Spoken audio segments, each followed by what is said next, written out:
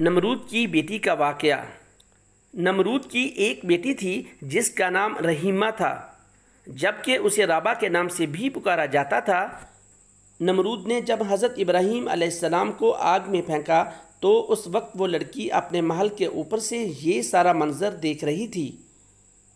وہ یہ سوچتی ہوئی اپنے محل سے نیچے اتری کہ بادشاہی تو اسی کی ہے جو ابراہیم کا رب ہے۔ میرا والد تو جھوٹا اور عاجز ہے، آدمی کو ہلاک کرنے پر بھی قادر نہیں۔ وہ یہ سوچتی ہوئی اپنے محل سے نیچے اتری اور اس آگ کے قریب آ کر کھڑی ہو گئی اور حضرت ابراہیم علیہ السلام کو پکارا۔ وہ بولی، اے ابراہیم، کیا آپ کے علاوہ بھی کوئی آپ کے رب کی بارگاہ میں اجازت پا سکتا ہے؟ ابراہیم علیہ السلام نے فرمایا، ہاں، وہ شخص جس کا دل میرے رب کے لیے خالص ہو، تو آگ میں اس کا حال بھی اس طرح ہوگا جس طرح میرا حال ہے۔ اس لڑکی نے کہا، میں چاہتی ہوں کہ آپ کے رب کے ساتھ صلح کر لوں۔ حضرت ابراہیم علیہ السلام نے فرمایا، تو پھر آگ میں داخل ہو جاؤ۔ اس نے آگ میں داخل ہونا چاہا تو ڈر گئی۔ آپ نے فرمایا، ڈرو مت۔ اسی وقت آگ کو حکم ہوا، اے آگ، میری بندی کی حفاظت کر۔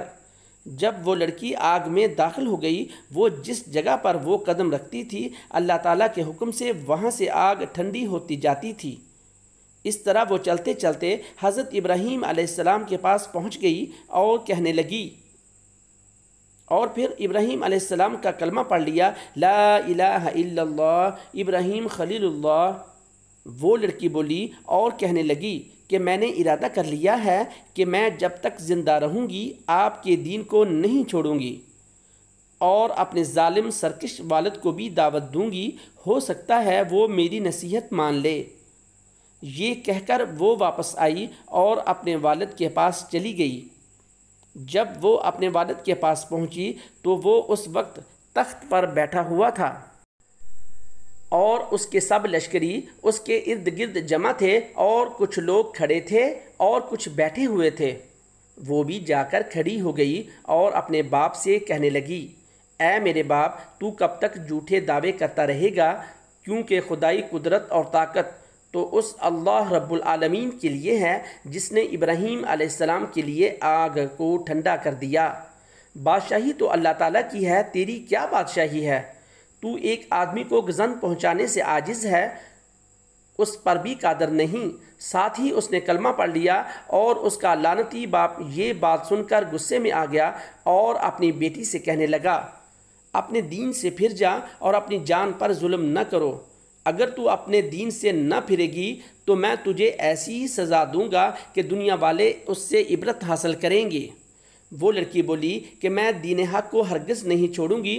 تو انہوں نے اس کے کپڑے اتار دیے اور اسے مارنا پیٹنا شروع کر دیا، لیکن وہ اپنے دین سے نہ پھری۔ پھر نمرود نے اس کے دونوں ہاتھ کاٹ دینے کا حکم دیا۔ پھر اس کے کارندوں نے اس کے دونوں ہاتھ کاٹ دیے، لیکن اس اللہ کی بندی نے اف تک بھی نہ کی۔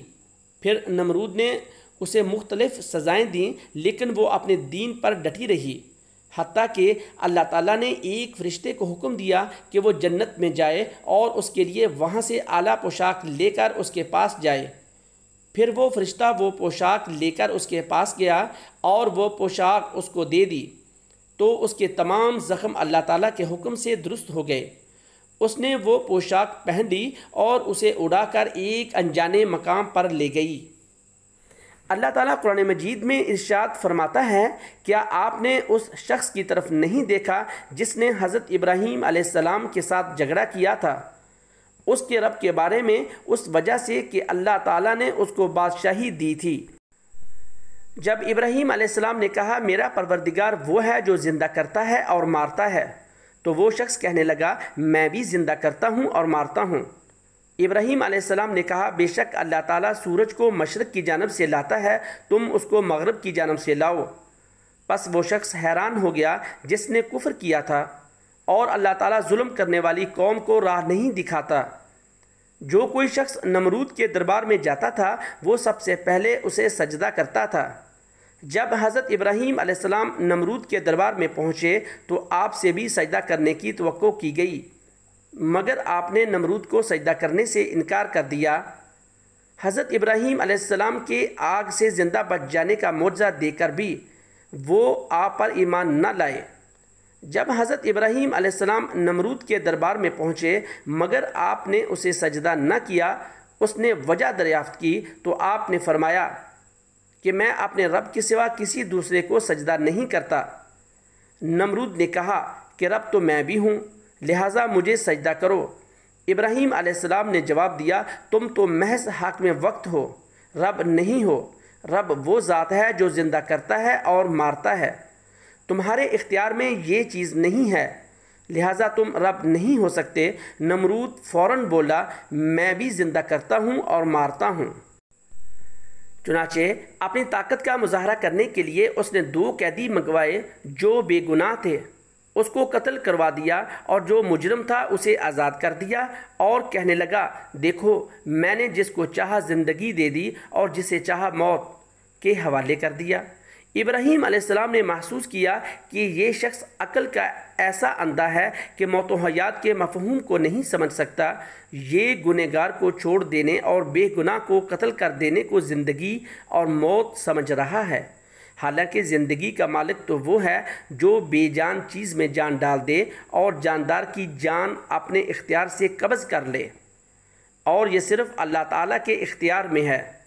ابراہیم علیہ السلام نے نمرود کو بیوقوف سمجھتے ہوئے اس نقطہ پر مزید بحث نہ کی، بلکہ ایک دوسری دلیل سے سمجھایا، میرا رب سورج کو مشرق سے نکالتا ہے، تو اسے مغرب سے نکال کر دکھا۔ اب اس کے حواس درست ہوئے کہ ابراہیم علیہ السلام نے ایسا سوال کیا ہے جس کا اس کے پاس کوئی جواب نہ تھا۔ نمرود حیران ہو گیا، گویا اللہ تعالیٰ نے اس کی مت مار دی۔ وہ لاجواب ہو گیا، چنانچہ اس نے مزید بحث نہ کی۔ وہ سمجھ گیا کہ ابراہیم علیہ السلام سے مزید مناظرہ کیا تو بات بالکل بگڑ جائے گی اور جھوٹا ثابت ہو جائے گا، لہٰذا وہ خاموش ہو گیا۔ جب حضرت ابراہیم علیہ السلام نے نمرود کو سجدہ کرنے سے انکار کر دیا تو اس نے آپ کو غلہ دینے سے انکار کر دیا اور آپ کو خالی واپس آنا پڑا۔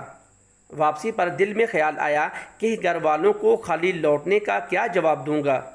آپ نے راستے میں اپنا تھیلا ریت سے بھر لیا تاکہ گھر والوں کو معلوم ہو کہ خالی ہاتھ واپس نہیں آئے۔ گھر پہنچ کر تھیلا گھر میں رکھا اور خود سو گئے۔ بیوی نے سمجھا کہ آٹا لے آئے ہیں، چنانچہ وہ اٹھی تاکہ تھیلے میں سے آٹا لے کر روٹی تیار کرے۔ جب اس نے تھیلے کو کھولا تو اس میں واقعی آٹا تھا۔ کھانا تیار کرنے کے بعد ابراہیم علیہ السلام کو جگایا کہ کھانا کھا لیں۔ آپ نے پوچھا، روٹی کس چیز سے پکائی ہے؟ بیوی نے عرض کیا، اس آٹے سے جو آپ لائے ہیں۔ حضرت ابراہیم علیہ السلام سمجھ گئے کہ اللہ تعالیٰ نے خاص مہربانی کی ہے اور ریت کا آٹا بن جانا ایک معجزہ ہے۔